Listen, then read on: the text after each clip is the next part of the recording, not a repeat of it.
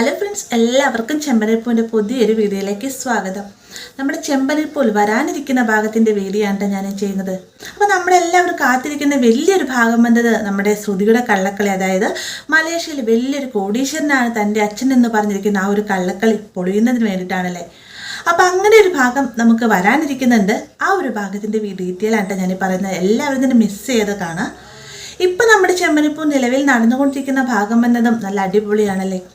ഒരു കണക്കിന് പറഞ്ഞ് നമ്മുടെ രേവതിയോട് ചെയ്തതിൻ്റെ ഒരു നൂറിൽ ഒരു 90% പോലും ഈ ഒരു കള്ളക്കളി പൊളിഞ്ഞ സമയത്ത് ചന്ദ്ര ശ്രുതിയോടായിട്ട് ചെയ്യുന്നില്ല. ആ ഒരു സമയത്ത് ദേഷ്യം കൊണ്ട് തല്ലുന്നുണ്ടെങ്കിലും പിന്നീട് ഈ ഒരു ദേഷ്യമൊക്കെ മാറുന്നുണ്ട് കേട്ടോ. അതായത് നമ്മുടെ ശ്രുതി അവിടെ നേരെ വിമലാന്റിയുടെ വീട്ടിലേക്ക് ചെല്ലുന്നതല്ല ഇന്നത്തെ നമ്മൾ എപ്പിസോഡിൽ കണ്ടതാണ്. അതിനുശേഷം ചന്ദ്രയുടെ ഏറ്റവും ബെസ്റ്റ് ഫ്രണ്ട് ആണല്ലേ ഭാമ. രവി കഴിഞ്ഞാൽ പിന്നെ ഭാമ പറഞ്ഞാലാണ് കേൾക്കുക.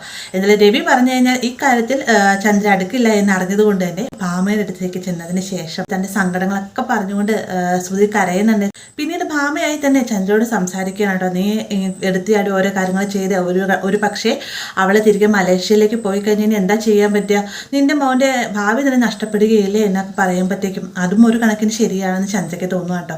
അങ്ങനെ ആ ഒരു പിണക്കങ്ങളെല്ലാം മറന്നുകൊണ്ട് തന്നെ ശ്രുതിനോട് ചന്ദ്ര ക്ഷമിക്കുന്നുണ്ട്. എന്നിരുന്നാലും തന്നോട് സത്യങ്ങൾ മറച്ചു വെച്ച് തൻ്റെ മകനെ സ്വാധീനപ്പെടുത്തി തൻ്റെ ഭർത്താവിൻ്റെ 50 ലക്ഷം രൂപ മറച്ചു വെച്ച് ഷോറൂം തുടങ്ങിയതിൻ്റെ ചെറിയ നീരസങ്ങളൊക്കെ ഇടയ്ക്ക് വെച്ച് ചന്ദ്ര പ്രകടിപ്പിക്കുകയൊക്കെ ചെയ്യുന്നുണ്ട് കേട്ടോ. അപ്പം ഇങ്ങനെ പോകുന്ന സമയത്താണ് വമ്പൻ ട്വിസ്റ്റ് എന്ന് പറഞ്ഞ വമ്പൻ ട്വിസ്റ്റ്, ഒരു രക്ഷയില്ലാത്തൊരു ട്വിസ്റ്റ് അവിടെ സംഭവിക്കുന്നുണ്ട്.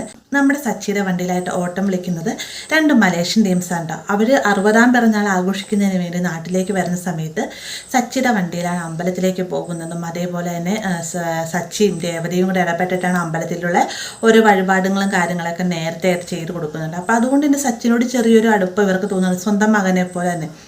അപ്പോൾ 60ാമത്തെ ഇവരെ വെഡിങ് ആനിവേഴ്സറി ആണ് എന്ന് അറിഞ്ഞുകൊണ്ട് സച്ചി ഇവരെ വീട്ടിലേക്ക് ഭക്ഷണം കഴിക്കാനൊക്കെ ആയിട്ട് ക്ഷണിക്കുന്നുണ്ട്.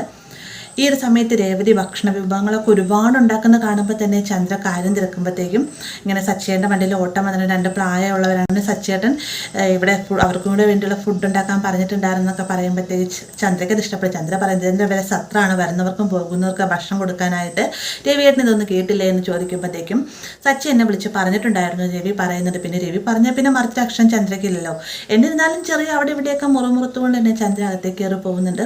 അങ്ങനെ കുറച്ച് സമയം കഴിയുമ്പോഴത്തേക്കും സച്ചി ഈ മലേഷ്യൻ ടീംസ്, അതായത് അത്യാവശ്യം ബിസിനസ്സും കാര്യങ്ങളൊക്കെ ചെയ്യുന്ന അത്യാവശ്യം ഏജുള്ള ഒരാൾക്കാർ 2 പേര് കേട്ടോ, അവർ ഭാര്യയും ഭർത്താവിനും കൂട്ടിക്കൊണ്ട് സച്ചി അങ്ങോട്ടേക്ക് വരികയും എല്ലാവരെയും പരിചയപ്പെടുത്തുന്നുണ്ട്. കൂടുതൽ തന്നെ ഇവർ സംസാരിക്കുന്ന സമയത്ത് തങ്ങൾ മലേഷ്യയിൽ നിന്നാണ് വരുന്നത് എന്ന് പറയുമ്പോഴത്തേക്കും ചന്ദ്രയുടെ കണ്ണ് 2 ബൾബ് പോലെ തിളങ്ങട്ടെ. കാരണം മലേഷ്യയിലെ ഒരാളാണല്ലോ തൻ്റെ മരുമകൾ. നമ്മുടെ ശ്രുതിയുടെ വീട്ടുകാരെ കുറിച്ചും എന്തെങ്കിലും ചെറുതായിട്ടാണെങ്കിലും ശ്രുതിയുടെ അച്ഛൻ രക്ഷപ്പെടുത്താണ്ട് ഇവർക്ക് സാധിക്കും. ഇവരും വലിയ ബിസിനസ്സുകാരാണല്ലോ. ശ്രുതിയുടെ അച്ഛൻ വലിയ പണക്കാരനായതുകൊണ്ട് തന്നെ തീർച്ചയായിട്ടും അദ്ദേഹത്തെ അറിഞ്ഞിരിക്കും. അതുകൊണ്ട് തന്നെ ചന്ദ്ര ഇവരെ കാണുമ്പോൾ ഭയങ്കര സന്തോഷമാകുന്നുണ്ട്. അതിനുശേഷം ശ്രുതിനെ ഉറക്ക വിളിക്കാണ്ട്. അപ്പോൾ ഇതെല്ലാം കേട്ടുകൊണ്ട് നമ്മുടെ ശ്രുതി മുറിയിലിരിക്കുന്നത് മലേഷ്യക്കാരാണ് വന്നിരിക്കുന്നത് എന്ന് അറിഞ്ഞുകൊണ്ട് തന്നെ ശ്രുതിയുടെ നെഞ്ചിരിപ്പ് കൂടുകയാണ്. കാരണം മലേഷ്യക്കാർ വന്നു കഴിഞ്ഞാൽ തീർച്ചയായിട്ടും അതിൻ്റെ എല്ലാ വിവരങ്ങളും ഇവരൊന്ന് ചോർത്തെടുക്കും. ആ ഒരു സമയത്ത് സച്ചിൻ രേവതി അവിടെ ഉള്ളത് കൊണ്ട് തന്നെ തൻ്റെ കള്ളി വെളിച്ചത്താവുമെന്ന് അറിഞ്ഞുകൊണ്ട് തന്നെ ശ്രുതി ആകെ ടെൻഷൻ അടിച്ച് നിൽക്കാണ്ട്. അപ്പം ഇങ്ങനെ ഒരു ഭാഗം നമുക്ക് വരാനിരിക്കുന്നതാണ്. വീഡിയോ ഇഷ്ടമായി കഴിഞ്ഞാൽ ലൈക്ക് ചെയ്യാനും കൂടെ ചാനൽ സബ്സ്ക്രൈബ് ചെയ്യാനും മറക്കരുതേ.